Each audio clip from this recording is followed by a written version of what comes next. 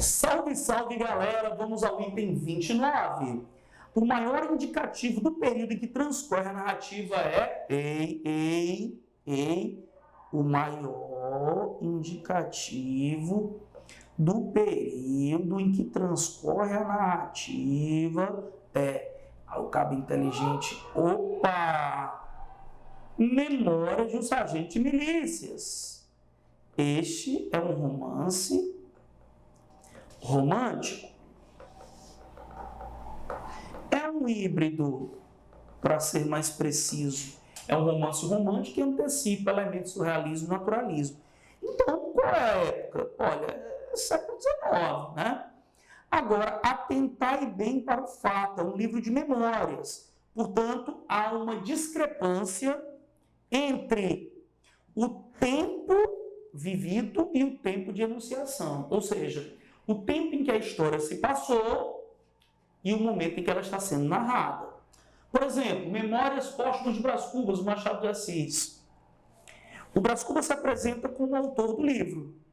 É um livro de memórias que ele só escreveu após a morte.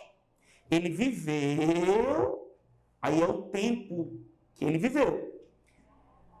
Ele vai escrever após a morte, ou seja, o tempo de enunciação num livro de memórias é sempre posterior ao tempo em que os acontecimentos se sucederam. Entendeu? Então, se é um livro de memórias, embora ele tenha sido composto durante o romantismo, ele está recuperando um período específico. Tá bom? Esta é uma inferência que você tinha que fazer com base no conhecimento prévio. Bem, aqui está o título do capítulo, o Vidigal. O som daquela voz que dissera, abra a porta, lançara entre eles, como dissemos, o espanto e o medo. E não foi sem razão.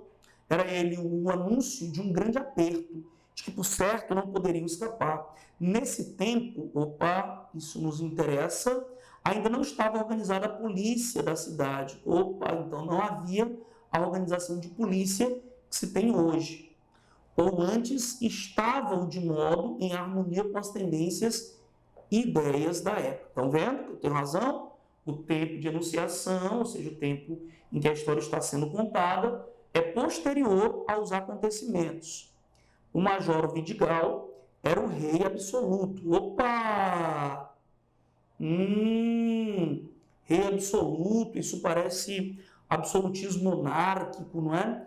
O árbitro supremo de tudo que dizia respeito a esse ramo da administração. Então, ele administrava de maneira depótica, né? De maneira centralizada. Era o juiz que julgava, distribuía a pena, ao mesmo tempo o guarda que dava caça aos criminosos. Nas causas de sua imensa alçada não havia testemunhas nem provas, nem razões, nem processo. Ele resumia tudo a si, e sua justiça era infalível. Aí você vê uma crítica sutil ao autoritarismo, ao abuso de poder. Não havia apelação das sentenças que dava, fazia o que queria e ninguém lhe tomava contas. Exercia, enfim, uma espécie de inquirição policial. Rapaz, o homem era poderoso, era o cara que mandava e desmandava, né? Bem, que época é essa? Quando o narrador faz uma crítica sutil ao Vidigal, que é a autoridade policial, comparou o Vidigal a um monarca, não é? E ele está falando de quê? Está falando do Rio de Janeiro. Do Rio de Janeiro de que época? Da monarquia. Significa dizer, portanto, que o tempo que a narrativa se passa é o primeiro reinado. É a época da permanência de Dom João VI e a família real no Rio de Janeiro. É o momento que está sendo enfocado na narrativa. Então, vamos lá. O maior indicativo do período é o quê? A referência.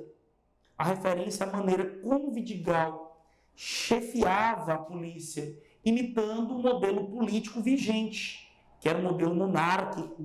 Dinamismo narrativo, não. É uma característica romântica. Descritivismo do meio marginal, não é uma característica naturalista.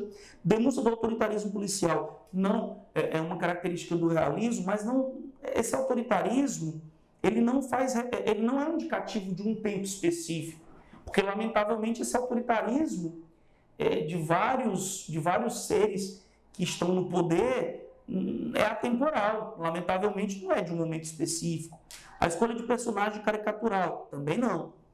Agora, veja só, quando há uma correlação entre a autoridade policial e o monarca, aí há um indicativo de que o que ele está fazendo é seguindo o modelo político vigente. A resposta, portanto, letra E.